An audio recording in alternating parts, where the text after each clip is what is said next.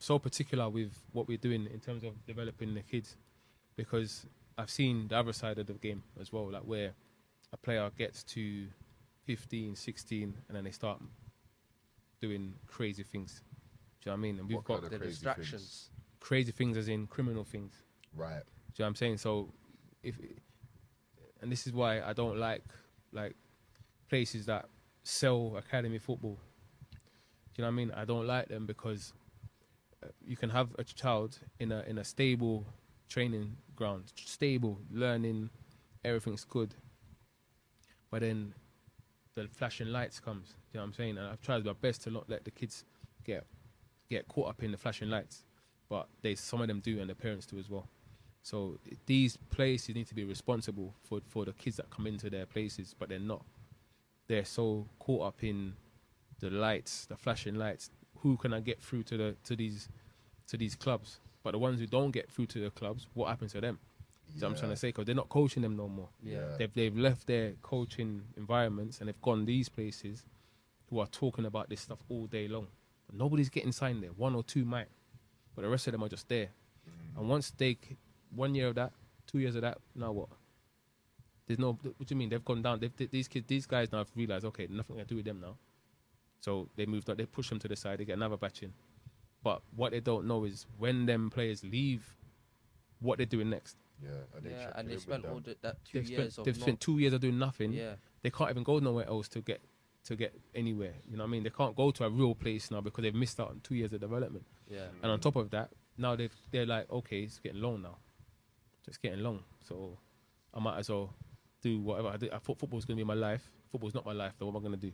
Yeah. What skills do I have? They've got no Predators skills. out there looking for people that That's are what I'm looking to fill somewhere where they belong. This is what I'm saying. And that's how a lot of the youngsters end up going down that road, the wrong road, because they don't have no other skills. Yeah. Do you know what I'm trying to say? And remember I said to you, like, we're not just going to do football. We're not doing football. How many seminars did I put you in? A lot. They've been through a lot. I put you in so many Yeah. seminars and different classes and different extra sessions, like in group sessions, doing different things, teaching all kind of things. So it enabled you to think outside of the box. Obviously outside of what you're doing at home with your mum and dad, but I made sure I tried to put on as many of those things as possible, so young people can see different things. You know what I'm trying to say? See different things, so they don't do football. There's something else. Yeah. For example, Yeah. we had when we brought in. I'm gonna plug their name here, because they were very good. Behind Every Kick, yeah, they're a good company. Look them up. I'm gonna tag them. But they what they did for us was they came in, and then we did the football, and then at the end of it they asked everyone. I don't know if you remember this, but they asked everyone what they would like to do, what the interests are outside of football. And remember Sarin, we had a player called Sarin. Yeah.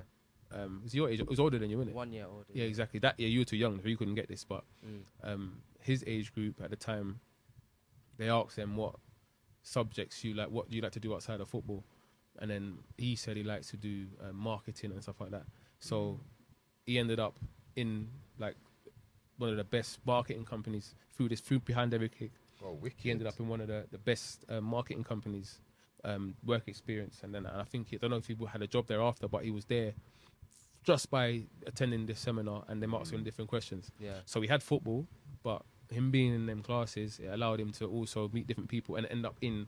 And these guys did like the Premier League marketing, you know. So it's not like box standard; it's top end stuff, you know. And they did law firms, people like that, law firms, and all kinds of things. So I feel that at those older ages, these academies just can't be talking about. These private academies can't be just talking about elite. That's nonsense. Yeah. That's why I can't stand none of them. I can't stand none of them. I don't like none of them. Look at me. I don't like none of you guys.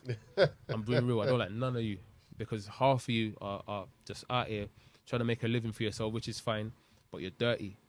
They're dirty people, and they're killing a lot of kids' dreams and their livelihoods. Sabotaging